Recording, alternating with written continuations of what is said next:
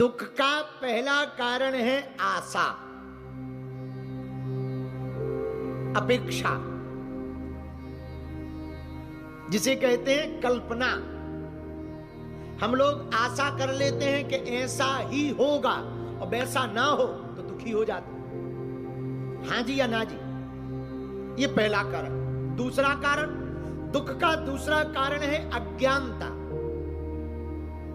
सत्य का पता ना होना। ये भी दुख का कारण। भाई किसी आदमी के बारे में पता हो कि ये सही आदमी है और तुम्हें यही पता हो कि सही आदमी है, पर सही पता ना हो कि सही है कि गलत, और तुम प्रेम कर बैठो और फिर वो धोखा दे दे तो दुख होता। इसको कहते हैं अज्ञानता। दुख का तीसरा कारण शिव कुमार, वो है वर्तमान स्वीकार ना करना।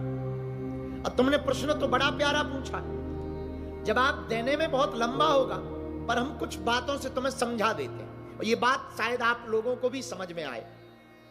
पहला कारण दुख का है आशा, अपेक्षाएं।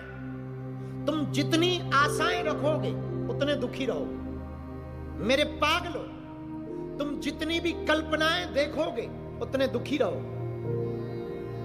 याद रखना, गांव में रहने वाला आदमी इसीलिए बहुत बार खुश रहता है क्योंकि उसने दिल्ली नहीं देखी और दिल्ली के शौक नहीं देखे, दिल्ली के मजे नहीं देखे, दिल्ली की पार्टी नहीं देखी, दिल्ली में दौड़ती हुई सड़कों पर कारें नहीं देखी, इसलिए वो खुश रहता है।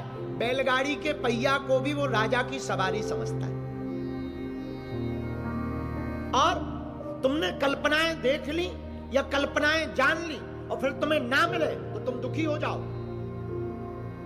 तुम्हें प्राप्त ना हो और पड़ोसी को मिल जाए, दुखी हो जाओ। और शिव कुमार बुरा ना मानना, ये मन बड़ा खराब है। अपना गार्डन कम हरा भरा रखता है, पड़ोसी का ज्यादा। उसी कंपनी की खुद की गाड़ी हो पर पड़ोसी की ज्यादा चमकदार लगती, लुगाई भी पड़ोसी की ज्यादा सुंदर लगती। हाँ शिव कुमार, ये मन बहुत खराब है।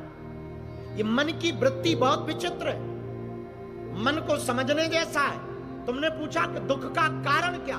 दुख का कारण है किसी के प्रति अपनी भावना रख करके उससे अपेक्षाएं करना। जिसको तुम मानते हो, अगर उससे तुमने कल्पना कर ली कि ये आदमी हमको उधार दे देगा और उधार ना दे तो तुम दुखी हो जाओगे, हाँ जी या ना जी।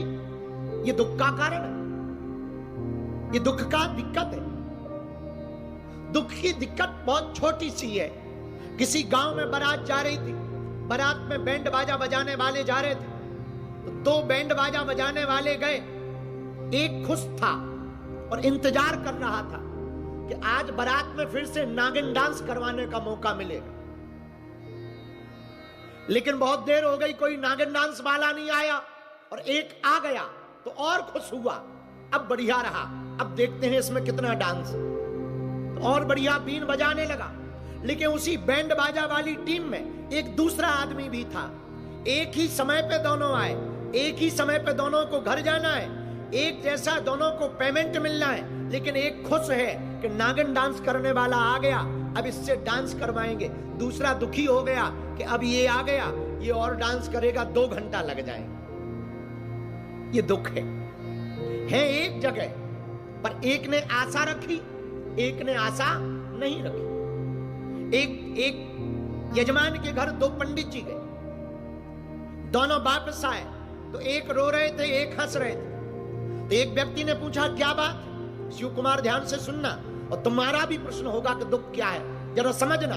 एक यजमान के घर 2 पंडित गए, दोनों वापस आए, एक हंस रहे थे, एक रो रहे थे। तो किसी व्यक्ति ने पूछा, आप हंस रहे हो, आप रो रहे हो, मामला क्या है?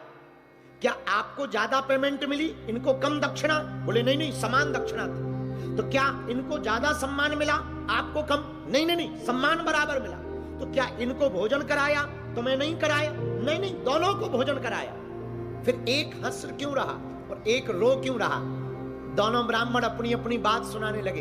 एक पंडित जी बोले, हमने सोचा ये यजमान बहुत अमीर है, बहुत अमीर है, हम पूजा करवाएंगे, 5000 देगा, पर 500 दिए। दूसरे पंडित जी बोले, हमें पहले ही पता था, हम इसलिए हंस रहे हैं। हमें ये तो पता था कि अमीर है, पर ये भी पता था कंजूस है, 50 देगा पर हमें 500 मिल गए हैं। ये जिंदगी है।